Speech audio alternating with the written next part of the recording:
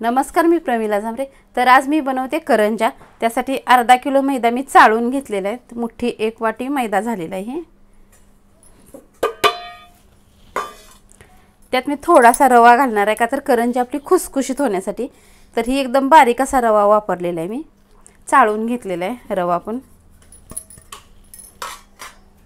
यात आपल्याला थोडंसं मीठ टाकायचं आहे चवीनुसार।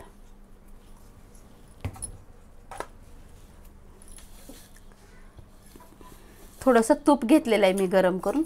तुम्ही इथं डालडा तेल काय जरी घेणार असाल तर गरम करून घ्या, किंवा तुम्हाला डालडा तूप पण आवडत नसेल तर तेलाचं मोहन गरम करून ह्यात ओतून घ्यायचं आहे। तर ही गरम केलेलं तूप आहे, त्याच्यामुळं पोळतं एकदम। तर ही कशासाठी वताच तर आपली करंजी खुसखुशीत झाली पाहिजे, म्हणून मी थोडंसं तूप ओतून घेतलेलं आहे गरम करून।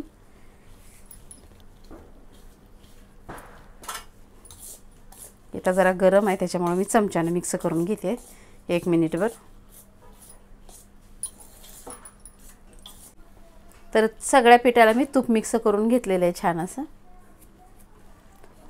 तर आपण हे आता मैदा तिंबून घेऊया। तर उगं थोडंसं मी कोमट पाणी केलेलं आहे मैदा तिंबण्यासाठी, जास्त पण गरम नाही। पाणी वतत वतत वतायचं, एकदाच वतायचं नाही।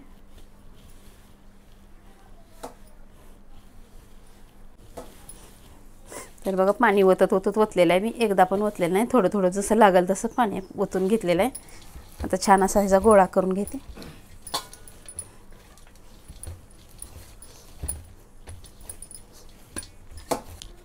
तर बघा असं मी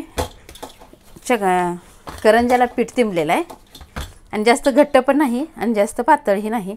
तर आता ही पीठ भिजल्यानंतर आणि ह्याचा घट्टपणा येतोय, त्याच्यामुळे तिंबताना पण जास्त घट्ट तिंबायचं नाही, थोडंसं मऊसर सैलसर पीठ आहे।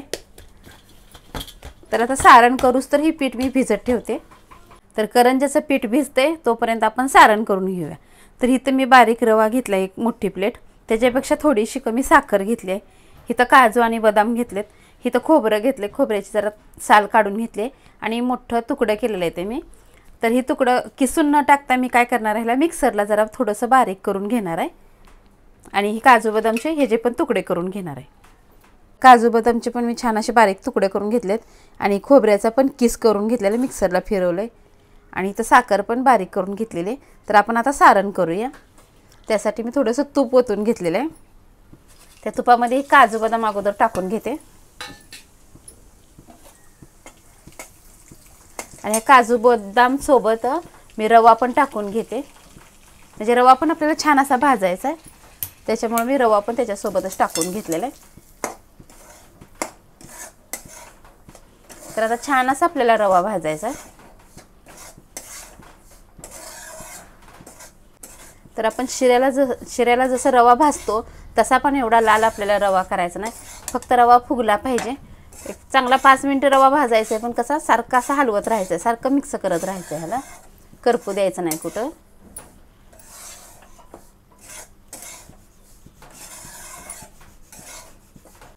तर बघा रवा छान असा भाजलेला आहे। तर ही खोबरं काय करते मी 1-2 मिनिट अजून ह्याच्यामध्ये टाकून घेते। खोबरं भाजत नाही ती, पण मी कच्चापणा जाण्यासाठी उगं थोडंसं भाजून घेते, आणि छान मिक्स पण होईल म्हणलं जरा गरम कढईमध्ये।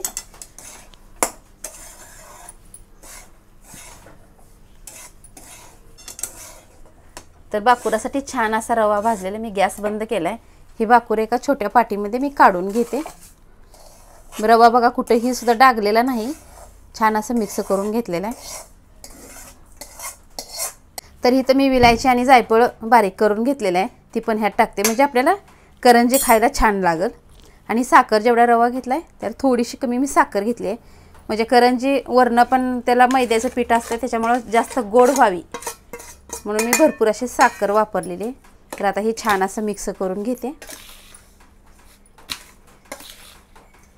तर छान असं आता हे मैद्याचं पीठ भिजलेलं आहे करंजासाठी, एकजीव करून घेते जरा। तर मी ह्यातला एक गोळा काढून घेतलेला लाटायला। तर आता ह्याला मी मैदा लावणार नाही, असंच लाटून घेणार आहे।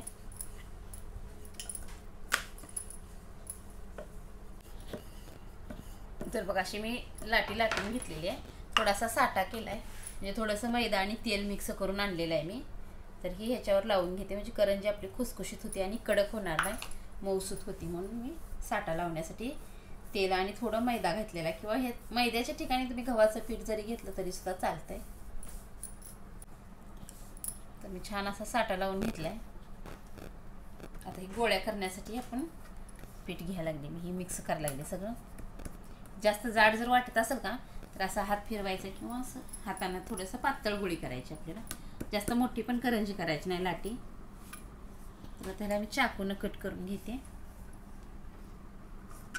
आपल्याला करंजी किती मोठी किती छोटी त्याच्या अंदाजाने गोळी घ्यायची.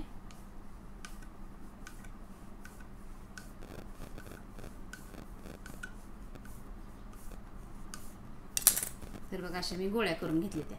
तर आता ही उघड्या ठेवायच्या नाही, त्या ओल्या कापडामध्ये किंवा पातेल्यामध्ये घालून ठेवायच्या त्या. तर त्यातली एक गोळी मी काढून घेतली लाटण्यासाठी. तर आता ह्याला मैदा पण लावायची गरज नाही आणि तेल पण लावायची गरज नाही. मैदा जर लावला तर तेलात करंजी फुटते, म्हणून आपण आतूनच मैदा आणि तेल लावून घेतलेलं आहे. तर बघा इथं 2 करंज्याची मी लाट्या लाटून घेतलेल्या आहेत त्या. तर ह्याला मी अगोदर हातावर भरते, थोडंसं साईडला असं चिमटावायचं, म्हणजे सारण ह्यात छान असं भरलं जाते. सारण भरपूर असेल तरच करंजी खायला छान लागते. साईडला येऊ द्यायचं नाही, तर फुटलं जाते तेलात. एक बोट मध्ये ठेवायचं आहे आणि दोन्ही बोटाने छान असं चिमटवून घ्यायचं.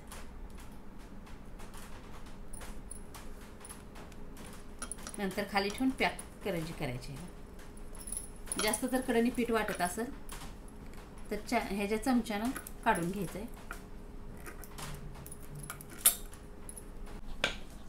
तर बघा माझ्या मैत्रिणीची मुलगी मला करंजा करू लागायला आली आहे. तर पटापटा लाटते पण, आणि करंजी किती छान भरते ती तुम्ही बघा. आता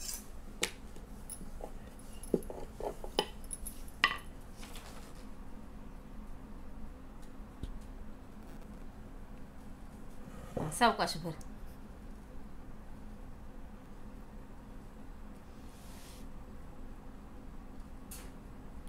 थोडं थोडं अंगठ्यानं दुमतं करते. जी साईडला पीठ राहते का ती थोडं थोडं अंगठ्यानं बघा कशी पटापटा दुमतं करते. आणि करंजीला डिझाईन पण छान घेते ती ना.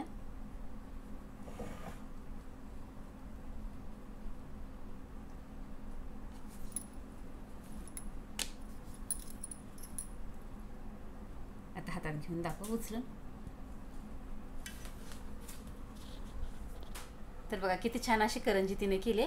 तुम्ही पण अशा पद्धतीने करून बघा. किती लहान मुलगी आहे पण तिचं डोकं किती छान आहे. ठेवते तर तुपामध्ये मी पेपर टाकून करंजा काढून घेतल्या त्या. खाली पण काढल्या त्या, त्याच्यावर पेपर ठेवून वरी पण काढून घेतल्या त्या. आणि इथं थोड्याशा ताटात पण घेतल्या त्या. आणि तळण्यासाठी मी तेल ठेवलंय. तर स्वच्छ कढई करून चांगलं तेल वतलेलं आहे. तळलेलं तेल वतलेलं नाही, का तर आपल्याला करंजीवर कुठं सुद्धा घाण दिसू द्यायचं नाही ना, काय नाही, म्हणून छान असं फ्रेश तेल घेतलेलं आहे. तर आता मी तळण्यासाठी करंजा सोडून घेते.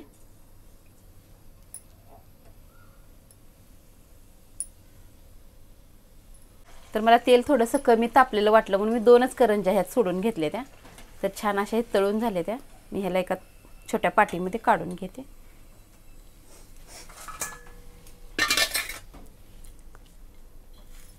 तर आता मी ह्या तेलामध्ये आणखी करंजा टाकून घेते. तर तेलात किती करंजा बसते त्या 4-5 तेवढ्या करंजा टाकणार आहे. तर मी 5 करंजा टाकून घेतलेल्या त्या. तर दोन्ही साईडनं छान अशा तळून घ्यायच्या त्या.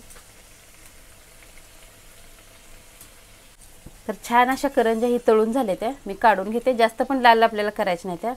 लय लाल केल्यावर बी करंजी छान दिसत नाही. एका साईडला घेतले तेल नितळण्यासाठी. तर बघा सगळ्या करंज्या मी तळून घेतले त्या. तर मुलीने काय केले, कुठली त्रिकोणी कट केले, कुठले असं, म्हणजे ज्या त्या करंजीला वेगळा वेगळा आकार दिलेला आहे. तर अशा पद्धतीने मी छान अशी खुसखुशीत करंजी केली. तुम्हीही करून बघा. माझा व्हिडिओ आवडला तर नक्कीच सबस्क्राईब करा.